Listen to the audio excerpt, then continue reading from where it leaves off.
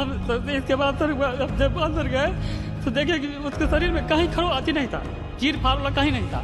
जब चीर फाड़ नहीं था तभी कैसे देख लिया कि पेट में पानी है। उसको जब डॉक्टर उसमें अंदर गए भी नहीं किए हैं, पोस्टमार्टम रूम में गए नहीं है, लवारिस के नाम पर ऐसे जे लिखना था डोम जैसे कहा वैसे लिखे। थाना प्रभारी तो अपना बचाव में लगे। ये एक लॉ कहता है कि अगर पता चल गया कि ऐसी अटैक हुआ है तो कितने सवाल के घेरे में ये लोग। इसलिए कि मेरा मेडिकल लाइन है, जानते ही हैं, मैं मेडिकल चलाता हूँ। ऐसा कोई दुश्मनी किसी से हमको पर्सनल नहीं है, लेकिन ये पूर्ण विश्वास है कि मेरी बेटी इसलिए उसको जानता हूँ। देख सकते हैं 16 वर्ष की लड़की 11 तारीख को करीबन 7 बजे अपने घर से क्लास के लिए, कोचिंग क्लास के लिए निकलती है, लेकिन देर शाम तक वो घर नहीं पहुंच पाती। मैं बात कर रहा हूं श्रेया हत्याकांड मामले के बारे में, जो कि 16 वर्षीय छात्र थी। सुबह कोचिंग के लिए निकलती है लेकिन घर नहीं पहुंच पाती है। कई बड़े नेता उनके घर पे जाते हैं, उनको आश्वासन देते हैं कि उनको इंसाफ मिलेगा। 11 तारीख से लापता श्रेया 13 तारीख को उसका लाश जो है इंद्रपुरी डैम के पास से बरामद होता है, लेकिन आज जो है 19 तारीख हो गई, अभी तक श्रेया के परिवार वालों को इंसाफ तक नहीं मिला है। सबसे पहले तो अगर हम बात करें बिहार पुलिस, औरंगाबाद पुलिस की, तो पहले श्रेया के परिवारजनों से वो कहते हैं कि वो एक हत्याकांड है। बाद में वो माफीनामा मांगते हैं और कहते हैं मैं इसकी जांच करूंगा।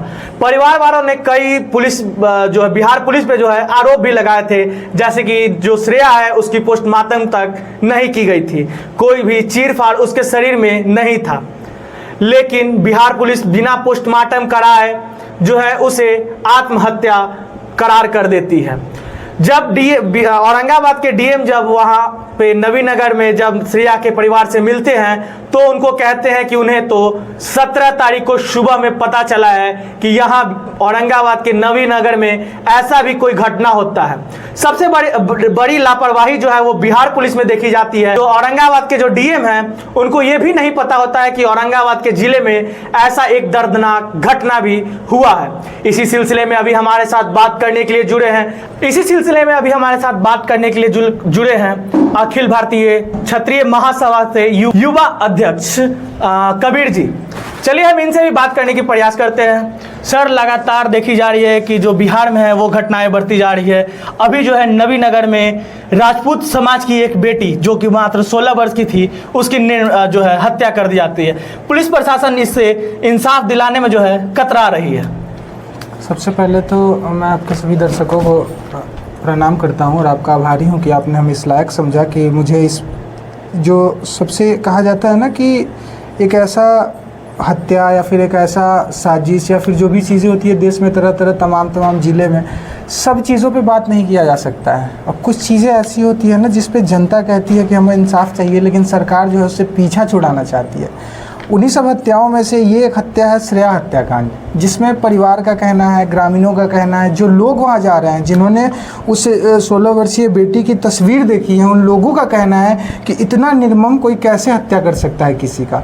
और सबसे बड़ी बात जो आपने बताई है और तमाम मीडिया जगत चैनलों पे हम देख रहे हैं कि 11 जून को श्रेया अपने घर से निकलती है कोचिंग के लिए, कोचिंग नहीं पहुँचती है। 13 जून को उसके घर से 40 किलोमीटर दूर इंद्रपुरी में उस लड़की का शव मिलता है, वो भी इतने बुरे हालात में मिलता है कि 11 से और 13 जून की बात करें तो इस बीच में सिर्फ 2 दिन के अंदर उस लड़की के चेहरे का ये हाल, मतलब पॉसिबल नहीं। उसके बाद वहाँ के डीएसपी का ये बयान देना कि ये जो है ये कोई उस तरीके का चीज़ नहीं है, इतना तुल ना दिया जाए इसको मीडिया जगत में, ये हत्या है, आत्महत्या है, और ये सब कह के इन बात को दबाया जाता है। तो हमको तो ये चीज़ समझ में नहीं आता कि सबसे पहले अगर किसी की भी बेटी मरी हो, इस देश में जो भी नेता हैं, मंत्री हैं, सांसद हैं, जो भी हैं, उनके लिए सारी जनता बराबर है। जैसा कि आपने बताया कि क्षत्रिय या फिर राजपूत के घर की बेटी, इस हिसाब से लोग अब बिहार में सबको मतलब इंसाफ की बात हो या फिर इंसाफ की गुजारिश हो, इस हिसाब से लोग मांगते हैं कि किस समाज से वो आते हैं।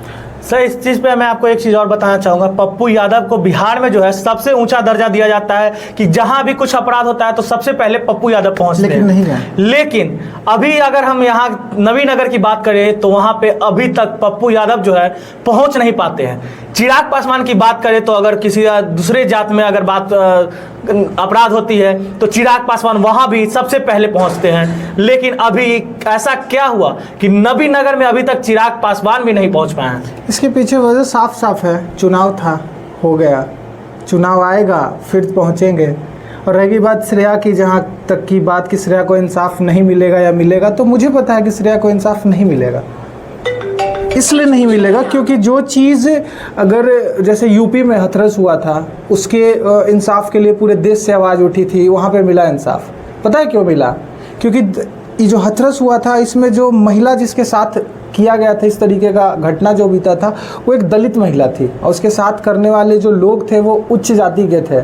मतलब ऐसा कह सकते हैं कि जैसे आपने कहा राजपूत की बेटी है तो वहाँ पे यादव लोग नहीं पहुँच रहे हैं, पासवान लोग नहीं पहुँच रहे, मतलब नेता लोग जो हैं वो अपनी कैटेगरी बांध लिए हैं कि हमारे जाति में हमारे कास्ट के लोगों के साथ अगर कुछ होता है तो हम जाएंगे, अथवा हमको इस देश से, इस बिहार से या फिर किसी के साथ बुरा होने से हमको कोई फर्क नहीं पड़ता है। आपका साफ तौर पे ये कहना है कि जो नेता जिस जाति से आते हैं मात्र उसी जाति में सीमित रह जाते हैं। बिल्कुल, लेकिन उनको वोट सबसे चाहिए।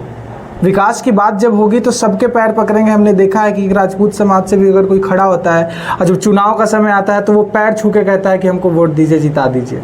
लेकिन जब यहाँ पे बात आती है इस तरीके की घटना की तो लोग देखते हैं कि हमारे समाज की बेटी नहीं मरी है, अरे आपके देश की बेटी मरी है, आपके राज्य की बेटी मरी है। अभी अगर हम बात करें वहाँ से तो संसदीय क्षेत्र जो काराकाट में पड़ता है वहाँ से राजा राम जी सांसद चुने गए हैं इस बार, लेकिन अभी तक जो है राजा राम तक वहाँ पे नहीं पहुँचे हैं। और वहाँ के जनताओं से ये भी पता चलता है कि जिस दिन जो श्रेया है उसकी सब मिलती है और जब जो परिजन लोग हैं जब उसकी आत्म जो है वो जलाने के लिए जाते हैं सबको, तो वापस आते हैं तो राजा राम के घर पे जो है पार्टी होती है, नाच गान जो है वो होती है। अब बताइए, इस तरीके की चीज़ जब सुनने को मिलती है तो आदमी का कलेजा जो है अंदर से कांप जाता है। हमने देखा है उस बच्ची का तस्वीर, हमने देखा है, हमने सोशल मीडिया तमाम जो चीज़ें हैं, घटना घटती है तो अब तुरंत से पता चल जाता है। और सबसे ज़्यादा दुख हमको इस बात का होता है कि पूरे बिहार, पूरे भारत तक में ये चीज़ चला गया कि श्रेया है एक जो नवीनगर औरंगाबाद की है, काराकाट क्षेत्र की है, वहाँ से पवन सिंह जी अभी चुनाव लड़े थे, इस वजह से पूरे भारत में वो जगह फेमस है। इस वजह से श्रेया का जो हत्याकांड है पूरे देश में फैल गया। लेकिन वहाँ के DSP का, वहाँ के DM का कहना है कि हमको ये चीज़ 17 तारीख को मालूम चला है, 4 दिन बाद।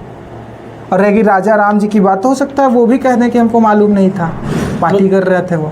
घर से कुछ किलोमीटर दूर ही राजा राम जो है पार्टी कर रहे थे और वो कह सकते हैं कि आप कह रहे हैं कि वो कह सकते हैं कि उनको पता नहीं था। अच्छा, क्यों नहीं कह सकते? आप बताइए कि श्रेया के साथ जो घटना घटी आपके जहन में जब आया, आपको जब मालूम चला तो आपको कैसा लगा? आपके मन में ख्याल आया ना कि हम वहाँ जाएँ, हम जाकर वहाँ परिजनों से मिलें और इस चीज़ की पुष्टि करें, इस चीज़ की जानकारी लोगों को दें कि आखिर सच में इसके पीछे की सच्चाई क्या है। लेकिन जिस आदमी को वहाँ के लोगों ने वोट दे के जिताया वो रात में पार्टी कर रहा है, इससे आपको क्या मालूम चलता है? अभी भी वहाँ के जनता जो है वो कह रही है कि अगर पवन सिंह होते तो मुझे न्याय मिल जाता। जहाँ तक मेरी जानकारी है, मैंने देखा है सोशल मीडिया पे पोस्ट के जरिए कि जिस दिन इनके साथ ये घटना हुआ था, पवन सिंह अपने ऑफिशियल पेज से इस चीज़ की जानकारी और इसके लिए इंसाफ की मांग कर रहे थे और उन्होंने कहा था कि मुझे जैसे ही टाइम मिलेगा मैं वहाँ जाऊँगा ज़रूर और उस बेटी को इंसाफ दिला के रहूँगा। नीतीश कुमार भी हमेशा कहते हैं बेटी बचाओ बेटी पढ़ाओ। क्या इस तरह की अगर घटना सामने आएगी तो कौन जो परिवार है वो अपनी बेटी को आगे पढ़ने के लिए भेजेगा? नीतीश कुमार जी कहते हैं कि बेटी बचाओ बेटी पढ़ाओ, लेकिन नीतीश कुमार जी से एक बार पूछो कि जितनी भी बेटियां गायब होती है, जिनके साथ रेप होता है, बलात्कार होता है, अपहरण होता है, वो सारी लड़कियां गायब होती है पढ़ने जाने के ही दौरान। तो क्या नीतीश कुमार यही चाहते हैं कि बेटियां पढ़ने के लिए घर से जाए और रास्ते से गायब हो जाए? तो नीतीश कुमार का जो पुलिस है, बिहार पुलिस, वो भी तो कहती है कि जो आत्महत्या को करार देती है, जो कि हत्या साफ तौर पे दिख रही है कि वो हत्या है। दुख हमको इस बात का होता है सबसे ज़्यादा, जैसा कि आपने कहा कि आत्महत्या की जांच से पहले यहाँ पे तस्वीर देखे। सबसे बड़ी चीज़ है कि हर तरीके की चीज़ें यहाँ अवेलेबल है। जैसे आप कह सकते हैं पोस्टमार्टम हो गया, DNA हो गया, ये सारी तमाम पोस्टमार्टम तो आप कह रहे हैं, पोस्टमार्टम तो उसका दूर दूर तक हुआ ही नहीं था, जैसा कि उनके परिवार वाले कह रहे हैं। यही तो बात है ना कि पोस्टमार्टम कराया नहीं गया, लड़की का बॉडी मिला, आधे घंटे बाद में डिसीजन दे दिया गया कि आत्महत्या है। और सबसे जो बड़ी बात जो श्रेया के परिवार से कही गई है कि पुलिस प्रशासन के दौरान उनको सूचना भी नहीं दी गई थी। पुलिस तक को ये भी नहीं पता था कि जो वहाँ से जो 40-50 किलोमीटर दूर जो है इंद्रपुरी डैम के पास किसी का शव भी बरामद हुआ है।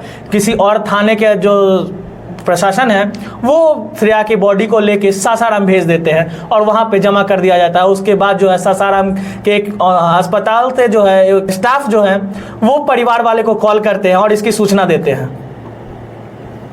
अब हम इस बात पे कुछ बोलना तो नहीं चाहेंगे, लेकिन तमाम जो लोग हैं जैसे चिराग पासवान जी हैं, सम्राट चौधरी जी हैं और तमाम विपक्ष और पक्ष के जो भी लोग हैं उन लोगों से बस यही कहना चाहेंगे कि चुनाव होता रहेगा, नेता बदलते रहेंगे, लेकिन बिटिया का जितना मतलब दिल्ली की बात हो, यूपी की बात हो, बिहार की बात हो, इस तरीके की जो तमाम घटनाएँ हो रही हैं ना, कम से कम इन सब चीज़ों में तो इंसाफ दिलाइए। भ्रष्टाचार कोने कोने में भरा है, सब जानता है, लेकिन जिसके दिल पे बीतता है उसको पता चलता है। जिसकी औलाद, जिसकी बेटी गई है, उस बाप से पूछो अगर जाके तो उसको पता चलता है कि उसके साथ क्या बीत रहा है अभी। लेकिन लोगों की बात अगर हम कर दें कि राजनीति एक इतनी गंदी चीज़ है ना कि जब भी उनको मौका मिलता है ना वो करते हैं। और आज एक बेटी की ज़िंदगी पे, आज एक बेटी की मौत पे ये लोग राजनीति कर रहे हैं। कुछ साल पहले जो है दिल्ली में भी ऐसे ही दिल दहलाने वाली घटना हुई थी, निर्भया हत्याकांड, जिसमें पूरा जो देश है वो एक साथ हो गया था। क्या इस बेटी के लिए जो है पूरा देश एक साथ नहीं हो सकता है? हम आपको बता दे रहे हैं कि जब से मतलब पूरी देश की तो बात हम नहीं करेंगे इस श्रेया हत्याकांड में, इसलिए क्योंकि जब से हम देख रहे हैं कि श्रेया हत्याकांड हुआ है तब से तमाम बिहार के छोटे छोटे यूट्यूबर्स लोग, सब लोग जा रहे हैं और इस चीज़ के लिए आवाज़ उठा रहे हैं। भले हम ये कह दें कि इंसाफ की बात, तो हमको याद है कि निर्भया हत्याकांड 2012 में हुई थी और उसके दोषियों को सज़ा 2020 में मिली है, 8 साल बाद। तो क्या बिहार के लोग, बिहार के आप जैसे लोग, हम जैसे लोग, जो भी तमाम समाज के लिए लोग काम करते हैं, बड़े विपक्ष पक्ष नेताओं की बात छोड़ देते हैं, क्या हम लोग इतने दिन तक उसके इंसाफ की मांग करेंगे?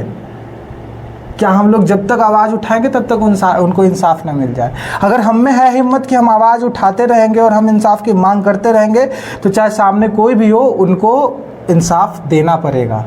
और हमको यकीन है कि आप और हम अगर आवाज़ उठाएंगे, पूरा भारत, पूरा बिहार अगर एक होकर श्रेया के लिए अगर इंसाफ की मांग करेगा तो सरकार को झुकना पड़ेगा और उसको इंसाफ मिलेगा।